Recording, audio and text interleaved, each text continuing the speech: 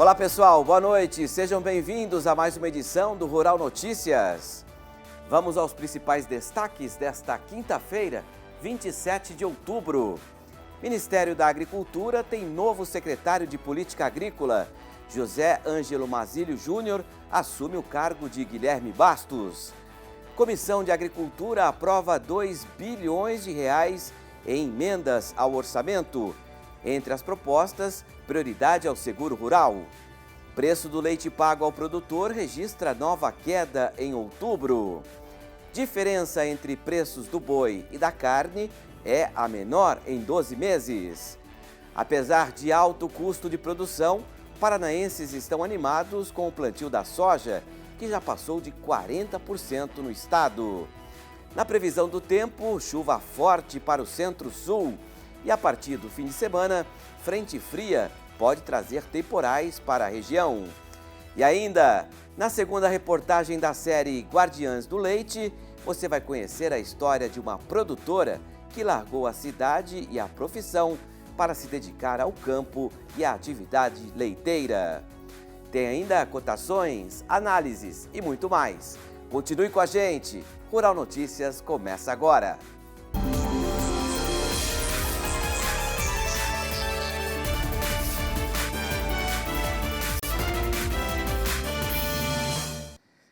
O RN de hoje começa informando mudanças no Ministério da Agricultura.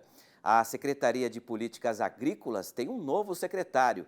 José Ângelo Mazilio Júnior substitui Guilherme Bastos, que foi nomeado chefe da Assessoria Especial de Assuntos Estratégicos.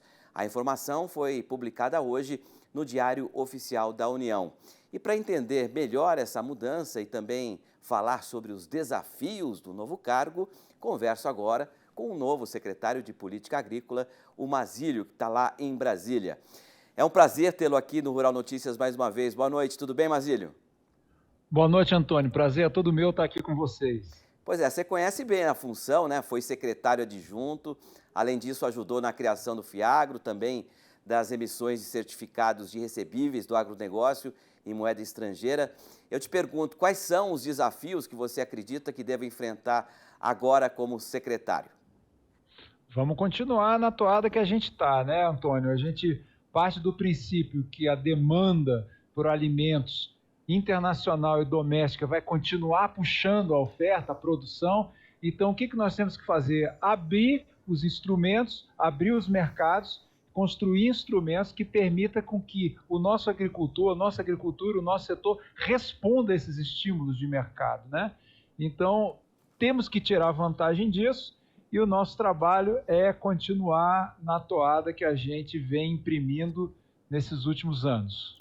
Pois é, de acordo com o site do Ministério, após o remanejamento de recursos em agosto, o Plano Safra ainda conta com cerca de 336 bilhões de reais para apoiar a produção agropecuária. No entanto, a gente tem recebido aqui relatos de produtores rurais que ainda aguardam a liberação desse crédito, né? Como é que estão essas negociações?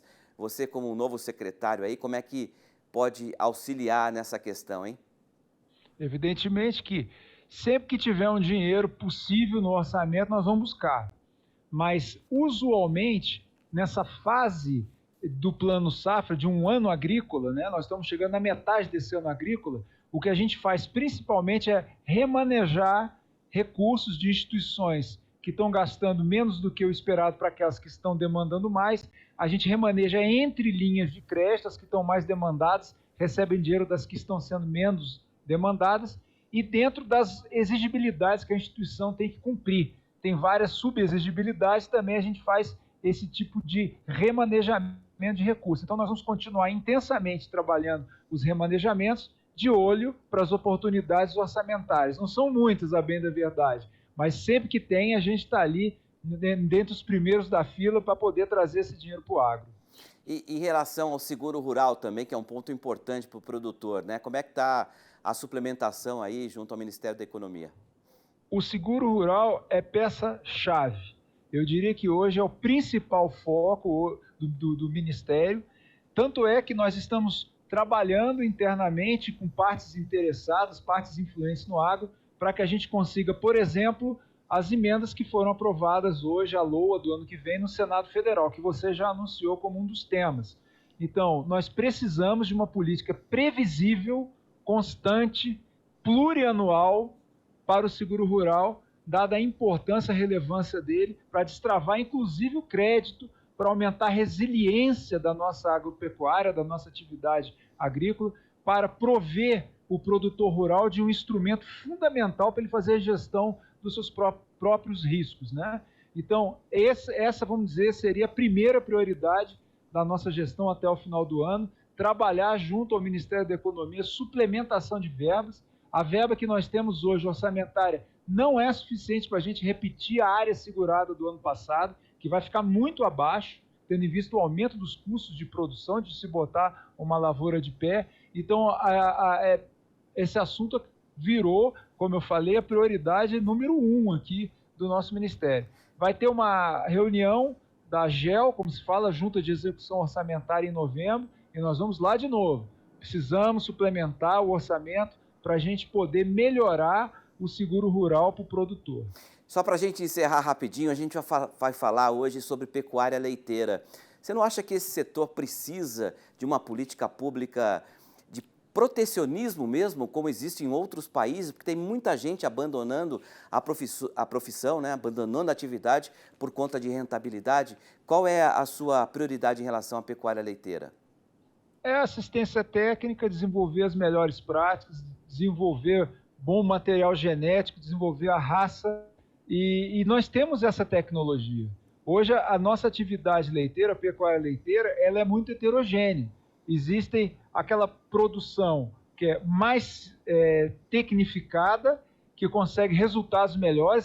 O ano passado eu tive em Batalha, um município do Agreste Alagoano, com vários animais produzindo, na época de lactação, 50 litros por dia. A gente viu lá premiação de animais com bastante qualidade, bons exemplos. Então, o que a gente precisa trabalhar, a meu ver, em primeiro lugar, é a melhoria da atividade. Nós temos que tecnificar, nós temos que aumentar as margens, nós temos que aumentar a produtividade. Aí o mercado vai estar aos nossos pés, certo? Agora, se tiver alguma concorrência predatória que possa colocar em risco a atividade, a pecuária leiteira, naquilo que ela tem de mais sofisticado, chegando até aí, realmente nós temos que pensar. Mas, num primeiro momento, vamos trabalhar, como eu falei, a questão de melhorar a competitividade, a produtividade do nosso setor, que responde muito bem. Perfeito. Dá para falar alguma coisa em relação ao próximo ciclo, 23, 24, do Plano Safra, ou a gente vai continuar ainda com cobertor curto, hein? Só para a gente encerrar. Nós trabalhamos para desenvolver mercado e não controlar mercado. Então, a gente quer um plano safra complementar, um plano safra que apoie esse desenvolvimento, traga crédito, traga seguro, traga assistência técnica, mas nós estamos num período de definição de como será o próximo governo. Então, Antônio, temos que esperar mais alguns dias para ter uma visão mais clara do que vai acontecer. Tá bom, vou encerrar fazendo um pedido para você, tá? Assumir um compromisso com a gente aqui. Entre mais vezes com a gente aqui no RN, pode ser, a partir de agora, como novo secretário? É só vocês me chamarem. Combinado. Conversei, portanto, com José Ângelo Mazílio Júnior, novo secretário de Políticas Agrícolas do MAPA. Sucesso para você nessa nova empreitada. Um abraço. Muito obrigado, Antônio. Valeu. Pois é, e a Comissão de Agricultura e Reforma Agrária do Senado aprovou hoje 4 emendas ao projeto da Lei Orçamentária de 2023. Ao todo, as sugestões somam mais de 2 bilhões de reais. As propostas de emendas ao orçamento foram direcionadas para as áreas de seguro rural, defesa agropecuária, assentamentos rurais e desenvolvimento de tecnologias. O valor de 2 bilhões de reais ficou dividido da seguinte forma: 900 milhões para a concessão de subvenção econômica ao Prêmio do Seguro Rural, 570 milhões para o Instituto Nacional de Colonização e Reforma Agrária, o INCRA, 350 milhões para a modernização e fortalecimento da defesa agropecuária e 200 milhões para a Embrapa aplicar em pesquisa e desenvolvimento de tecnologias. De acordo com o presidente da comissão e relator das emendas, o senador Assir Gulgarx, o valor prioritário para a subvenção ao Prêmio do Seguro Rural reflete a necessidade de promover segurança e tranquilidade aos produtores rurais. O projeto de lei orçamentário 2023, apresentado pelo governo, prevê 1 bilhão e 100 milhões de reais para o seguro rural. Esse valor é metade do que foi disponibilizado na safra anterior e metade do que o próprio Ministério da Agricultura também solicitou. Portanto, para que não haja retrocesso na cobertura do seguro rural, é que estamos apresentando esta emenda, sugerindo um aumento na subvenção no seguro rural de pelo menos mais 900 milhões de reais. Com esse orçamento adicional, será possível proporcionar a segurança necessária para a produção agrícola para a próxima safra. A sugestão, que contempla investimento em pesquisa e desenvolvimento de tecnologias ao setor, foi comemorada. Eu fico muito feliz de ver essa preocupação com a Embrapa. É a tecnologia a favor da produção de alimentos, que a Embrapa é um dos maiores bancos genéticos do mundo, o mundo reconhece isso, e que a gente evoluiu muito. Você vê como em agronômica, você vê um pequeno espaço de terreno, mas uma produção maravilhosa, e com certeza a Embrapa deve ter orientado isso aí. Isso mostra que a gente realmente tem esse olhar diferenciado para quem nos alimenta. Já a liberação de recursos propostos para investimentos em modernização e fortalecimento da defesa agropecuária pode ajudar a contratação de fiscais agropecuários através do projeto da Lei do Autocontrole. Nós discutimos muitas vezes aqui, nessa comissão, a questão do autocontrole. Vossa Excelência sempre ficou em dúvida sobre essa viabilidade ou não de ter os frigoríficos o seu autocontrole. E nós sempre colocamos, não tem fiscais suficientes na União para atender à necessidade da produção brasileira. Por isso, nós estamos colocando aqui, senador Zenaide, 350 milhões de reais de aumento no orçamento para o fortalecimento e modernização da agropecuária pública nacional, para que os nossos fiscais, nós possamos ampliar os nossos fiscais e os nossos técnicos para acompanhar toda a produção e o controle da produção brasileira. Agora, as propostas serão analisadas pela Comissão Mista de Orçamento. O Congresso tem até o dia 16 de dezembro para a votação do relatório geral. Vamos ao mercado financeiro. Depois de 3 dias seguidos de alta, hoje o dólar recuou 1,35%, cotado a R$ 5,30 mais 8. E no sentido contrário, o Ibovespa quebrou uma sequência de 3 pregões em baixa, se recuperando hoje, avançando 1,93% aos 114.940 pontos. Vamos conferir também as cotações das principais commodities, começando com a soja, que foi a única que teve alta hoje, mas uma alta também muito pequena, de 0,04%, $13,93 o bushel. O milho caindo 0,4, $6,82. O trigo, uma queda de 0,24, $8,38. O café caindo 0,5%, $1,78. O açúcar caindo 0,84, 0,17 centes por libra-peso.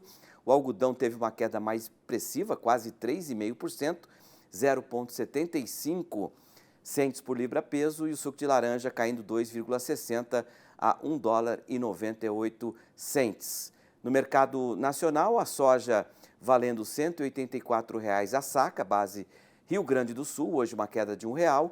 O milho estável, R$ 89,00 a saca em São Paulo. Arroba do boi gordo, R$ 249,00. Café arábica no sul de Minas, entre R$ 1.025 e R$ 1.060, estável. E o algodão caindo R$ 3,29 a R$ 161,67. A seguir, preço do leite pago ao produtor registra nova queda em outubro. E ainda, diferença entre preços do boi e da carne é a menor em 12 meses. Continue ligado, voltamos já já.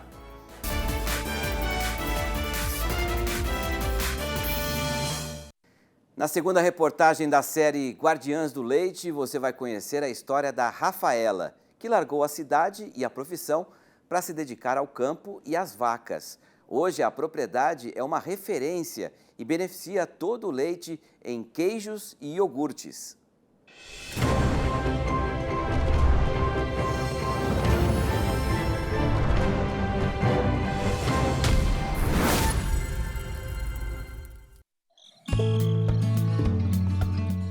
A lida no galpão começa cedo em Estância Velha, região metropolitana de Porto Alegre. Em fila, lá vêm elas para a ordenha. As vacas se tornaram o amor da Rafaela, que escolheu essa rotina que não para. Largou a vida como enfermeira e a cidade grande para viver no campo e do campo. Não tive convívio na minha infância com a zona rural, mas era uma coisa que estava dentro de mim, né? E eu sempre digo, unir o útil ao agradável, né? Eu conheci meu esposo, que é médico veterinário, e ele sempre teve adoração, teve esse convívio de campo. E quando a gente casou, eu tive a oportunidade de morar na zona rural e nós tínhamos vacas de leite, mas para hobby, né? No caso, tínhamos 2 vaquinhas para propriedade, né? Para manter o consumo nosso, e com isso começou a nascer a vontade de se dedicar mais. Por aqui são 46 vacas e apenas 11 em lactação. Pode parecer pouco, mas é o suficiente para realizar um sonho bastante antigo. A produção de leite começou aqui há cerca de 23 anos, mas ainda é pequena, são cerca de 200 litros por dia. E por isso, há uma década, foi criada uma agroindústria para beneficiar todo esse leite aqui na propriedade e agregar valor aos produtos. Comecei brincando a fazer queijos e iogurtes da maneira bem caseira, né? E com isso fui me especializando, fui correndo atrás de cursos, né? E esses cursos foram realmente abrindo mais a vontade, a oportunidade de aprender mais. Tudo aqui é feito no detalhe, no cuidado, de forma artesanal. A propriedade conta com uma variedade de queijos e iogurtes com polpa de fruta que seguem para a merenda escolar e são vendidos em feiras. A mão de obra é toda familiar. O manejo com as vacas, né? Alimentação, ordenha, a gente cuida da parte de inseminação também, tanto eu quanto a minha filha ou meu esposo, nós 3 somos inseminadores, então nessa parte eu assumo totalmente. Então, a parte, inclusive, de gestão, né? O meu esposo já cuida da parte mais de manejo assim, de campo, né? Porque as vacas, para produzirem leite, elas precisam ser muito bem alimentadas. Então, essa parte a gente também procura fazer aqui no campo. Mas, às vezes, essa tarefa também é dela. E a vida rural nem sempre é fácil, não. Tem que reunir as vacas no pasto e, quando elas fogem, tem que dar uma corridinha para juntar o rebanho de novo. Ao longo dos anos vieram investimentos, também no melhoramento dos animais. Essa é uma das poucas propriedades que trabalha com gado Jersey aqui no estado. E ao longo dos anos, o trabalho tem focado no melhoramento genético. 80% das vacas já são A2A2. Isso significa que elas produzem leite do tipo A2, que facilita uma melhor digestão. A parte de inseminação, né, a gente procura fazer com que dedicada para bovinos de leite, né? A gente trabalha com vacas da raça Jersey, são extremamente dóceis. Uma contribui com a outra e existe uma troca, né? Então, assim, uma troca de carinho, de afeto, né? De respeitar elas, respeitar a natureza. Então, eu acho isso muito importante. Além do rebanho e da agroindústria, a propriedade inaugurou recentemente o serviço de turismo rural, também com a Rafaela no comando. Dá para tomar um café e apreciar as paisagens, as vacas e conhecer de perto esse trabalho que tem um toque feminino. Eu me sinto valorizada e eu gosto muito disso, assim, porque eu acho que a gente é um exemplo para as demais e isso é um fortalecimento para a família, né? E eu tenho orgulho do que faço.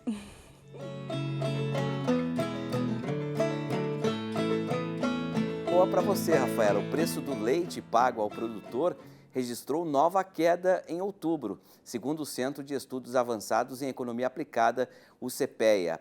A produção de leite tem se recuperado nos últimos meses e também há um incremento das importações de lácteos. O preço do leite captado em setembro e pago aos produtores em outubro registrou queda de 6,5% frente ao do mês anterior, chegando a R$ 2,84 por litro na média Brasil. Já em relação à mediana de outubro do ano passado, verifica-se avanço de 15,5%. O Centro de Estudos aponta que a inversão do movimento altista, que durou de fevereiro a agosto, está atrelada ao enfraquecimento da demanda e ao aumento da oferta. De acordo com o CPEA, o consumo de lácteos segue retraído diante da diminuição do poder de compra da população. Com vendas fracas e maior pressão dos canais de distribuição, os laticínios tiveram dificuldades em negociar os derivados. Já do lado da oferta, houve crescimento da disponibilidade de lácteos, devido ao incremento das importações. De acordo com dados da Secretaria de Comércio Exterior, em setembro, o volume importado de lácteos superou 203 milhões de litros, avanço de quase 15% frente a agosto. Com isso, o déficit da balança comercial da atividade bateu recorde e se aproximou de 195,4 milhões de litros. Além disso, a produção de leite tem se recuperado nos últimos meses, ainda que sobre uma base produtiva menor. O índice de captação de leite do CPEA subiu 2,2% de agosto para setembro, quinto avanço mensal consecutivo. Com isso, desde janeiro, o índice acumula incremento de 8,7% e desde setembro de 2021, 10,9%. Vamos pedir uma análise do Miguel Daúde sobre esse tema. Pois é, Daúde, situação difícil sempre, né, do pecuarista leiteiro. O preço aumentou um pouco, ele começou a produzir mais, aumentou a oferta, o preço caiu e agora tem a concorrência também das importações que tiveram um acréscimo significativo. Como resolver essa situação, hein, Daúde? Boa noite. Boa noite, Petri. Boa noite a todos. Antes eu gostaria de parabenizar a Rafaela aí pela atividade. Fiquei impressionado pela dedicação, pelo desempenho, pelo carinho com que ela toca a sua atividade, agrega valor à produção. Parabéns. É esse o Brasil que nós queremos, o Brasil de quem produz, de quem põe a comida na mesa do brasileiro. Bom, Petri, o meu posicionamento a respeito do leite você já conhece há muito tempo. Nós não temos uma política voltada à produção de leite. Hoje, a atividade leiteira no Brasil, que tem em torno aí de 1 milhão, né, de famílias, aí chegando a 5 milhões de pessoas, fica ao Deus dará, ou seja, fica às forças do mercado. Esse mercado, evidentemente, ele acaba penalizando o produtor. O leite importado, né, você sabe que vem muito leite da Nova Zelândia, de países da Europa, onde o leite em pó, ele é exportado, a tonelada do leite em pó lá é bem mais barata que a tonelada aqui no Brasil. Então, portanto, ele entra no Brasil e acaba derrubando os preços, como a gente viu. O governo, infelizmente, ele tem muitas dificuldades. O Ministério da Agricultura é um ministério que tem dificuldade financeira, porque, na realidade, podemos dizer que ele é um apêndice do Ministério da Economia. Pode ter plano, pode ter projetos, mas nada consegue fazer.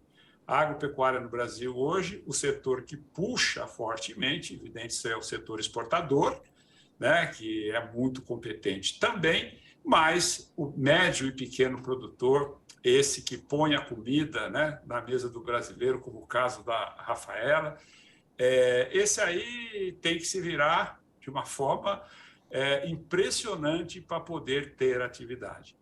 Então, Petri, eu vou encerrar a minha fala, porque eu já estou começando a ficar irritado, começo a pensar nessas políticas do governo e, infelizmente, ela não contribui em nada para o pequeno produtor. Petri. Obrigado, Daúde. Um abraço, boa noite, até amanhã.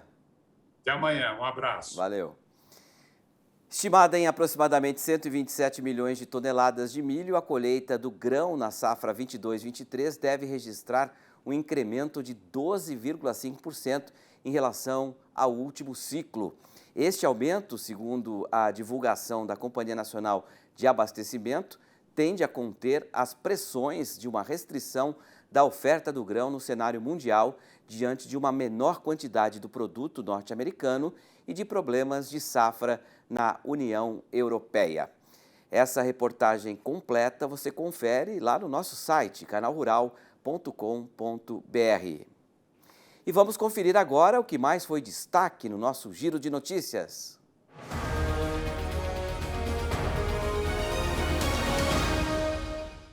A diferença entre preços do boi gordo e da carne, que é a carcaça casada, é a menor em 12 meses. De acordo com os pesquisadores do CPEA, o valor está em R$ 7,04 a arroba em outubro, contra R$ 9,80 em setembro.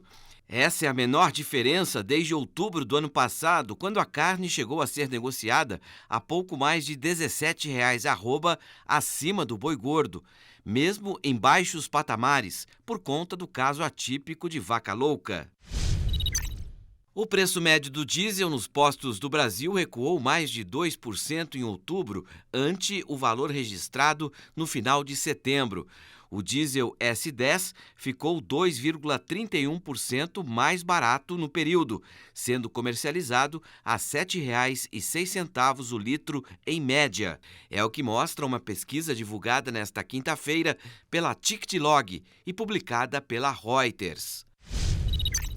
A safra de uva para a industrialização neste ano, no Rio Grande do Sul, teve uma queda de 7% em relação a 2021. Com a produção de mais de 683 milhões de quilos de uvas viníferas, americanas e híbridas. Os dados são do Sistema de Declarações Vinícolas da Secretaria da Agricultura, Pecuária e Desenvolvimento Rural e foram apresentados durante reunião da Câmara Setorial de Uva, Vinho e Derivados nesta semana. Veja logo mais na previsão do tempo, formação de uma área de baixa pressão atmosférica dá origem a ciclone e uma frente fria que pode trazer temporais no centro-sul do país. E ainda, apesar de alto custo de produção, paranaenses estão animados com o plantio da soja, que já passou de 40% no estado. Voltamos já já.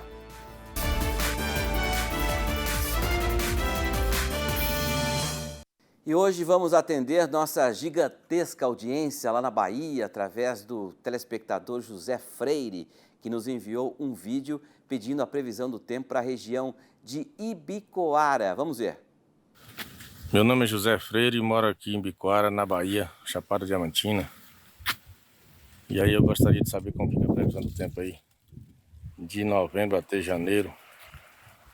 Temos uma pequena roça de café aqui que está preparando e está precisando de chuva. Conta para nós aí, galera, como é que fica o tempo aí por esses próximos 3 meses. Desde já, muito obrigado. Valeu. Quem disse que não tem café na Bahia, hein? José, a meteorologista Nadiara Pereira vai responder a sua pergunta e também vai trazer a previsão do tempo para todo o Brasil.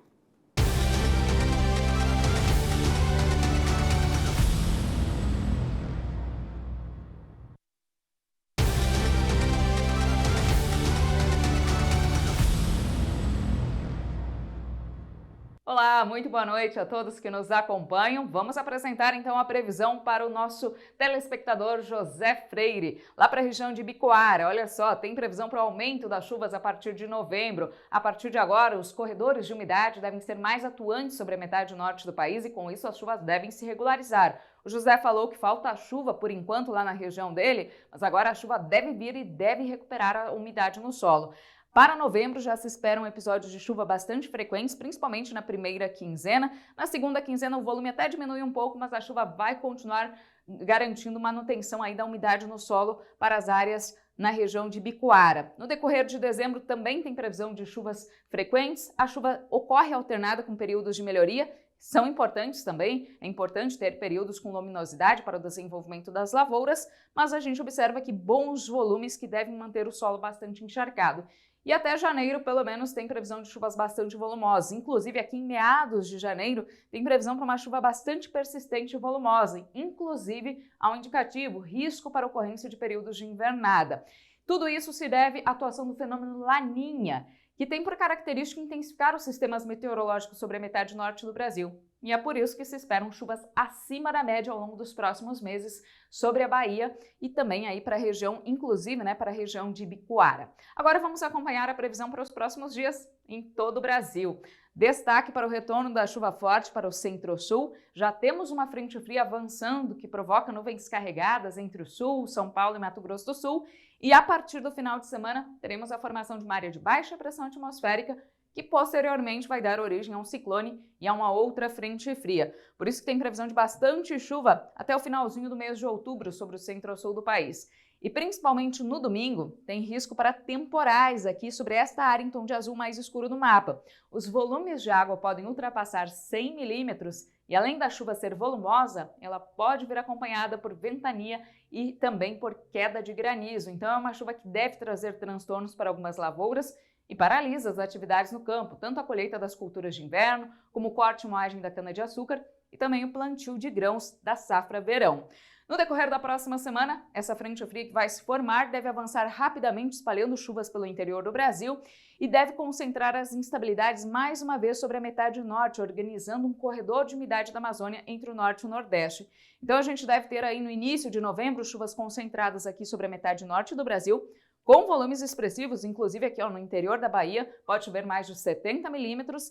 E no centro-sul, o destaque vai ser o avanço de uma massa de ar seco e frio, uma massa de ar de origem polar, que vai garantir tempo mais aberto em toda esta área do mapa, mas também vai provocar um declínio acentuado nas temperaturas, um frio atípico para a época do ano. Olha só, as temperaturas devem diminuir bem nos primeiros dias de novembro, entre a região sul, sudeste, centro-oeste e até nas áreas mais ao sul da região norte.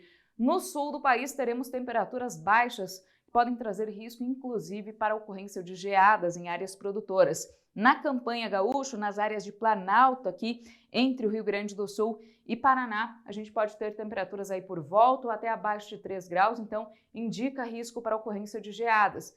Isso pode ser prejudicial para as áreas de trigo que estão em fase de floração, especialmente do Rio Grande do Sul, e também esse frio intenso, tardio, traz aí um risco também para algumas outras culturas, porque retarda o desenvolvimento das lavouras que estão sendo plantadas. Então fique esse alerta, tem previsão para temperaturas bastante baixas, também uma consequência da atuação do fenômeno Laninha. Eu volto com vocês nos estúdios. Até mais! Valeu, na diária. E se você, assim como o José, quiser mandar uma mensagem ou vídeo com alguma dúvida ou sugestão para o Canal Rural, aponte a câmera do seu celular para esse QR Code ou chame pelo nosso WhatsApp, o número é 11 943 13 42 34. Só não esqueça de enviar sua cidade e seu estado. Participe! 44% da área destinada ao cultivo da soja no Paraná já foi semeada, de acordo com a última estimativa do Departamento de Economia Rural do Estado. E a expedição Soja Brasil chegou ao norte paranaense. E a primeira parada foi em Londrina. Vamos acompanhar.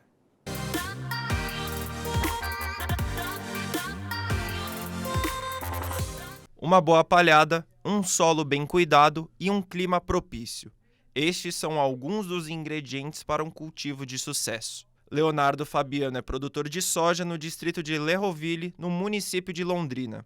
Nesta safra, o produtor plantou cerca de 53 hectares da oleaginosa e está animado com as recentes chuvas. A expectativa de produção nossa é muito boa, que a gente vem corrigindo o solo e melhorando, né? E o solo agora com essa palhada de trigo, para caso algum veranico, algum problema, está uma boa cobertura. E as expectativas de produção, novamente agora com a saída da previsão climática desse ano, são muito boas. Ainda que atento para os altos custos de produção, principalmente dos fertilizantes, que cresceram mais de 40% nesta temporada. O aumento de custo foi generalizado, tendo alguns produtos específicos uma alta maior que o normal. Uma questão que aconteceu agora é que a gente já tem se posicionado e feito essa compra no passado, e esses produtos vieram a cair agora na boca da colheita, então na boca do plantio, desculpa. mas a gente não consegue desfazer esses contratos para fazer novamente. E agora o grão caindo e os custos vêm sendo bem maior do que nos últimos anos. Neste período de incertezas, é preciso encontrar estratégias para uma boa rentabilidade. Felipe Domanski é engenheiro agrônomo e presta assistência na propriedade do Leonardo. Ele aponta algumas alternativas que os produtores podem adotar em função do aumento dos custos de produção e prevê uma safra positiva nessa temporada. Como o produtor seleciona esses insumos, que é o grande X, né?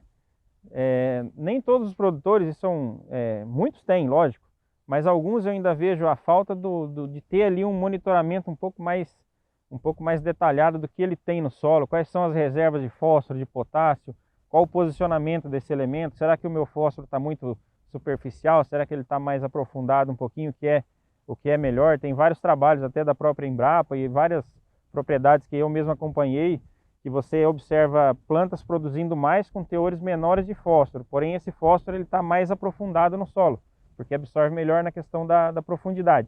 Então isso impacta diretamente no custo. Na última safra, o Paraná produziu pouco mais de 12 milhões de toneladas de soja, segundo a consultoria Safras e Mercado. O estado teve perdas por conta do clima e produziu bem menos que o esperado. Para essa temporada, são previstas mais de 21 milhões de toneladas da oleaginosa, um crescimento superior a 72%, apesar de um aumento pouco expressivo para a área plantada no estado. O Paraná é um dos primeiros estados aí que começa a semear a soja. Ele começou dentro da janela ideal, aí, logo após o fim do vazio sanitário, os trabalhos começaram em algumas regiões do Paraná. Eles vêm avançando nas últimas semanas, agora ainda em outubro, mas os últimos dias, as últimas 2 semanas pelo menos, a gente teve muita umidade no Paraná que vem atrasando os trabalhos de plantio, né? Nada muito alarmante ainda, mas é algo que a gente tem que ficar de olho aí nas próximas semanas. Nós temos uma perspectiva ainda desse laninha perdurar até o final do ano. Então, por enquanto está correndo bem, esperamos que ele não seja tão severo igual do ano passado, que tivemos aí 60 dias de escassez total de chuva, né? Que possa ter alguma diminuição nas chuvas, mas que elas continuem ocorrendo, né? Rural Notícias termina aqui. Obrigado pela audiência. Tenha uma ótima noite e a gente se vê amanhã. Tchau.